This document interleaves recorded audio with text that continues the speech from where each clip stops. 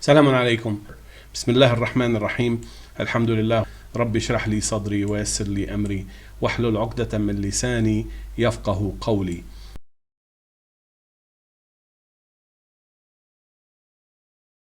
This is a very special message to my friends who label themselves as Salafis or my friends who label themselves as Quranists.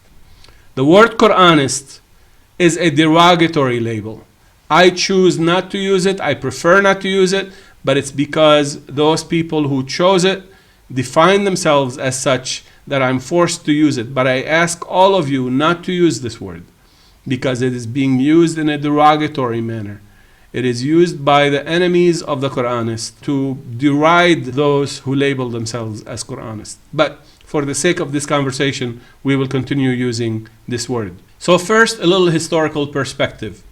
If you understand Surah 9, you understand that in Surah At-Tawbah, which is Surah 9, which some scholars call the revealer of scandals, Al-Fadiha, it details the actions of several of the companions of the Prophet ﷺ during the last year or two of his life, doing some things that were at best questionable. Those companions ended up being in charge of Islam after the assassination of Ali ibn Abi Talib radiallahu anh, as we explained. The Umayyad.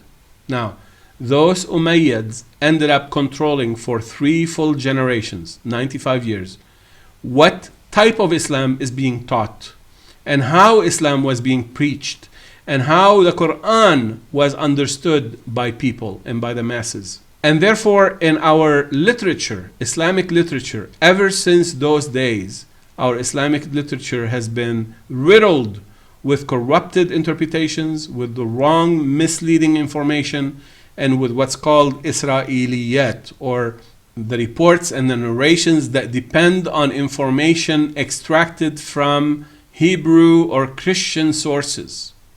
So the question is, how much should we trust our Islamic literature? This question has worried every single scholar who is worth his salt, because they all know this problem. They all are aware of this problem, and yet they didn't have a way to deal with it. Around the 2nd century and the 3rd century Hijri, a group appeared called Mu'tazilite or Al-Mu'tazila. And they decided that the best way to deal with this problem is to dismiss the literature altogether, especially hadith, and they wanted to use their mental reasoning to distinguish between right and wrong. And therefore they created this attitude or this movement where, very much like the Quranists of today, they don't want to have anything to do with the literature, the reports, the narrations, and they wanted to focus just on the Quran. Very similar to the attitude by the Quranists. In opposition to them, the Salafis from those days on, encouraged by the Umayyad initially and then by the Abbasid after that, insisted that everything in our literature is perfect, is acceptable. And thus we had 2 groups. One group wanted to accept everything in our literature and insist that our literature is pure and correct, the Salafis.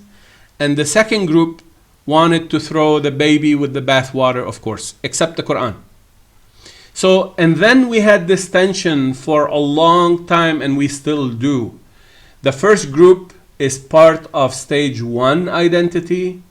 The second group is part of stage 2 identity.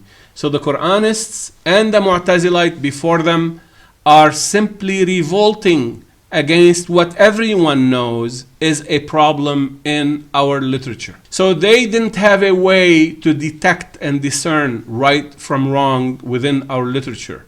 So the solution for the first group is, don't worry about the problem, just accept everything. And the solution for the second group, the Quranist or the Mu'tazilite in the old days, is to throw everything except the Quran. And both are wrong. Both are misguided with respect to this specific issue. Now, why didn't they come up with a third option, which we offer on this channel, which is the methodology? Because they didn't think that the Quran may provide its own methodology. Don't ask me why. Allah subhanahu wa ta'ala clearly tells us that we should ask for as-sirat al-mustaqim, the self-correcting methodology. We say it in every time we recite al-Fatiha and in many other ayat. So Allah subhanahu wa ta'ala was talking about this. But the Umayyad and the Pharaohs of those times modified the very meaning of as-sirat al-mustaqim itself. And therefore Muslims were not able to see that there is a methodology in the Quran.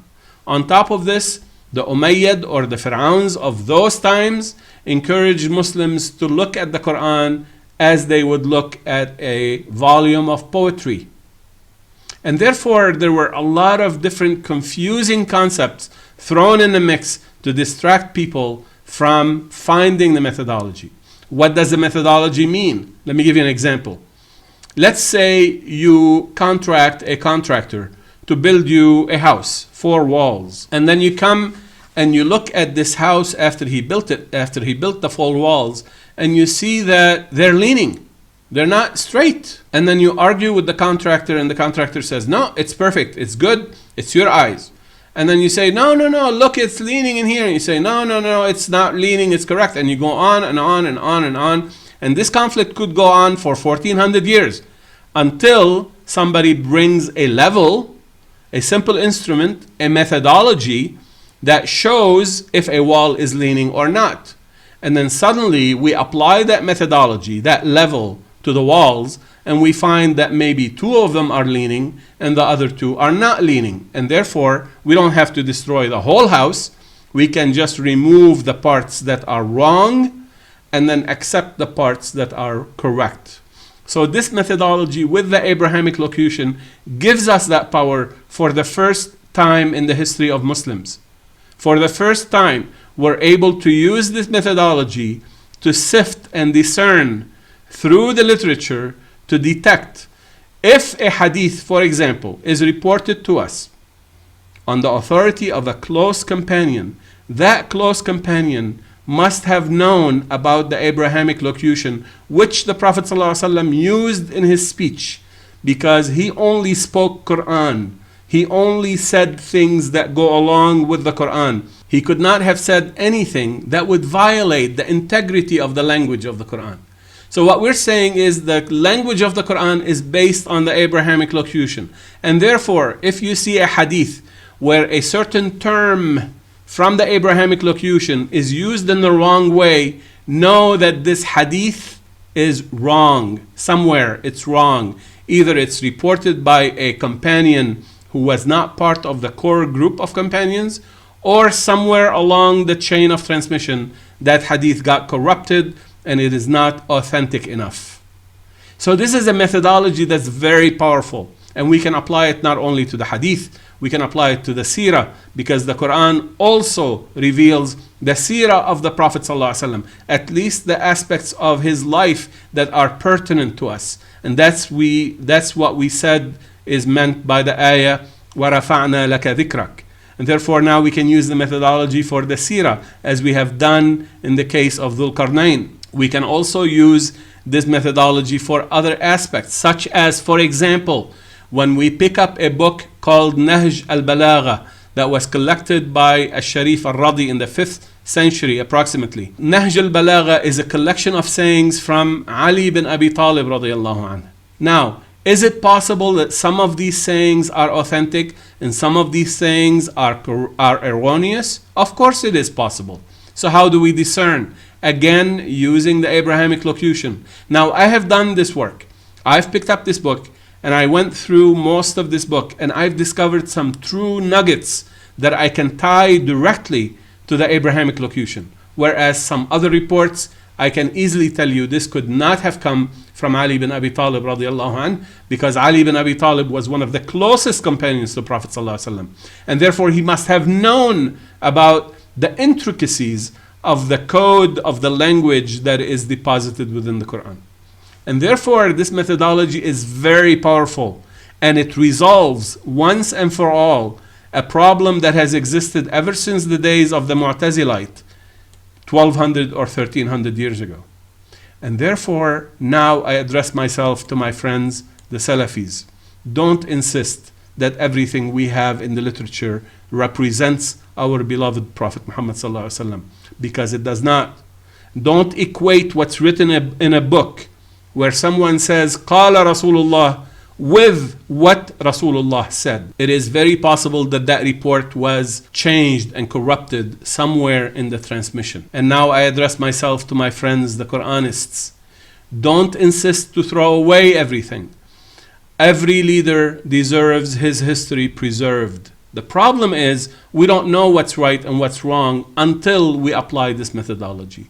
If you truly follow the Quran, you know that the Quran says, لَقَدْ كَانَ لَكُمْ فِي رَسُولِ اللَّهِ أُسْوَةٌ حَسَنَةٌ. You have been given in the example of our messenger the best example to follow. And therefore, we have to follow his example. The challenge is, how do we pick up the right track to follow in his footsteps?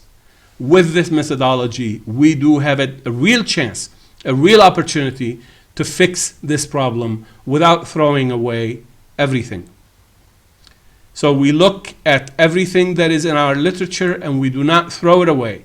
We apply historical critical evaluation methods.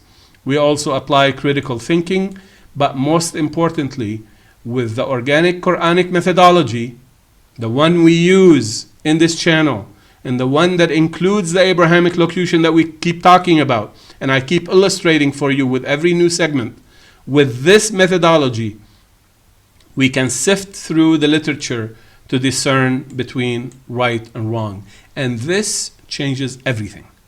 Now we have somebody shining a light on what was previously a totally dark field where everybody was looking in the dark for the truth. May Allah subhanahu wa ta'ala keep us on the right path. We make the dua inshallah in closing. Alhamdulillah alladhi hadana lihada wa ma kunna linahtadiya lawla an hadana Allah. Thank you very much for watching. Salamun alaikum.